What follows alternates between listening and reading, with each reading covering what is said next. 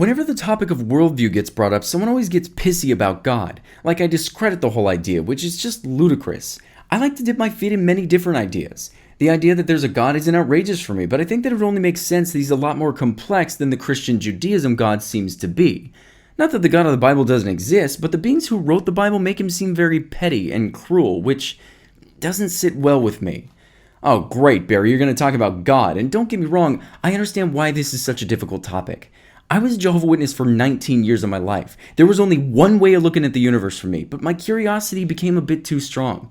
The ideas presented to me by Jehovah's Witnesses were a tad too small and doesn't allow for questions that seem like no-brainer questions to come to.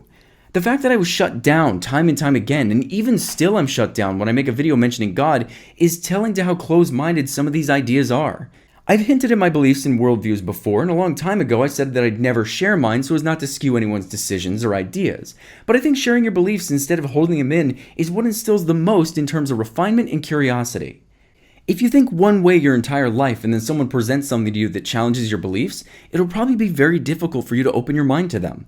I meet a lot of old people who still have racism coursing through their veins, and this is simply because they never challenged those racist thoughts.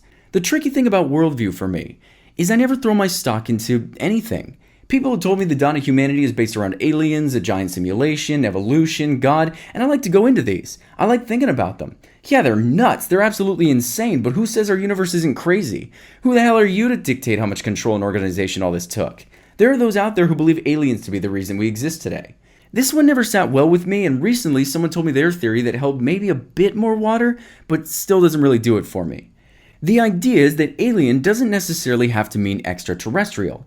Alien could simply be a being that's unfamiliar or unknown. Perhaps there was a civilization a few million years ago that dominated this planet like we do.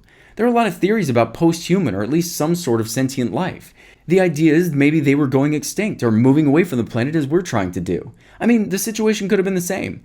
We're damaging the longevity of our existence on this planet. Perhaps the planet cranks out life trying to get us to a point where we leave, move on to something greater, but in the process, we change the planet and understand that there will be a life form that comes after us.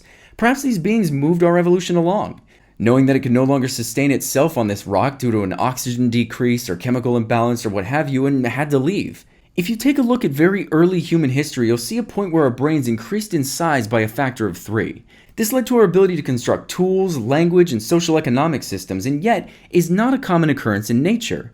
We have no idea why this happened to us, and some speculate that these post-sentient life forms had some sort of aid in this development, from primates to humans simply because of gene alteration, crossbreeding, or experimentation. I mean, we do it to apes, don't we?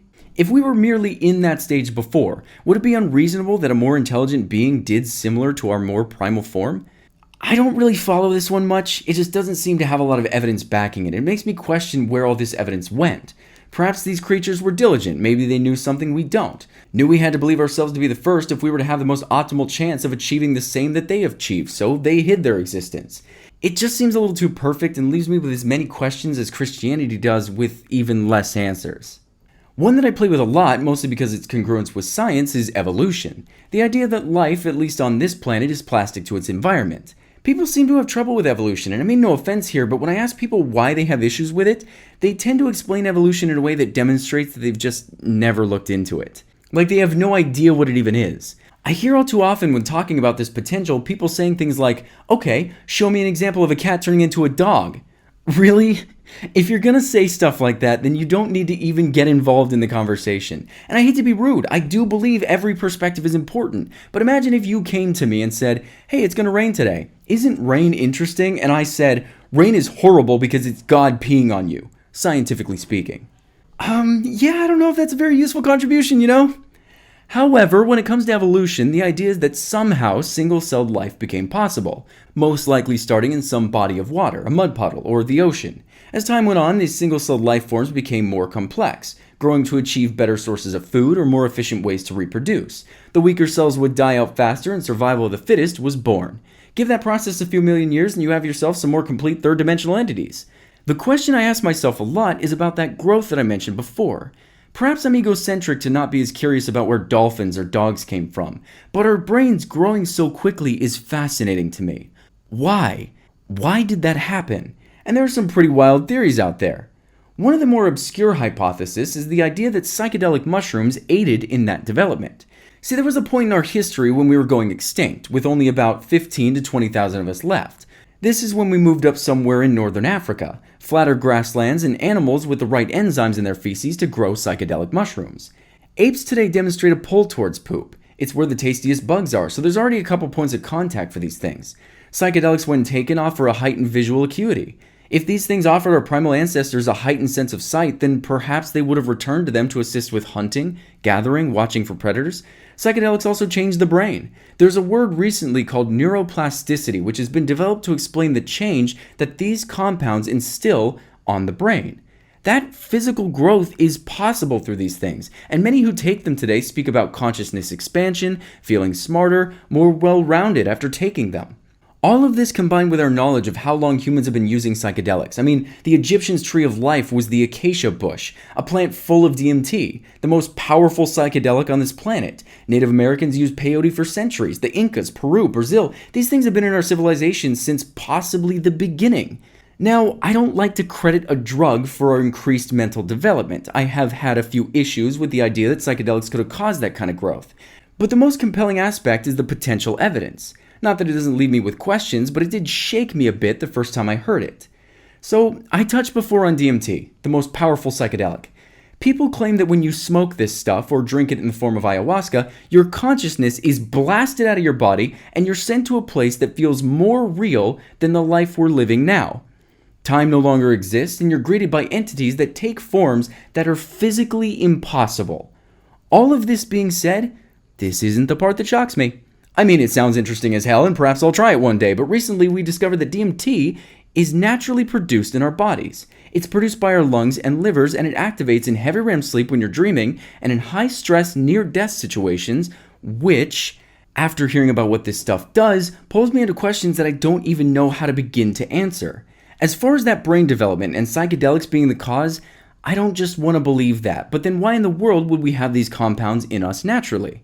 Wouldn't it make a bit of sense that if we've been using them for centuries, perhaps even evolved next to them from the beginning, that we developed together with this stuff? Then you have mycologists that examine the neurological energy given off by mushroom colonies, and some begin to assert the possibility that fungus may have been an early stage of human evolution. This one's a crazy rabbit hole, and depending on how far you want to take yourself on that journey, maybe you can find enough answers that satisfy. But with all the research that I've done on this one, it feels like a myriad of questions that just lead to more for eternity. As far as evolution goes, I throw my stock mostly into that one. As for why our brains did what we did, psychedelics is just one potential. Therefore, I won't just believe that. They're very fun thoughts, but I need a bit more than that before I just believe this stuff. And that's what I'm trying to say above all else. When it comes to worldviews, I don't necessarily have one. I have a bunch of different ideas and I love sharing them. I love learning about new ones and toying with them. I don't believe I'm the person who's going to answer any of these questions. I may be wasting my time looking in the wrong places, but I think these thoughts are worth sharing, because maybe I'm not the person who's going to solve these, but perhaps I can be the person who offers these questions to someone who can, and that's the exact reason I want to share even the most seemingly ridiculous ideas. Or maybe I'm just some arrogant kid who thinks he's more profound than he really is and nothing matters, nothing makes sense, and the idea that we can never truly know anything is impossible until you die. I'm gonna kill myself.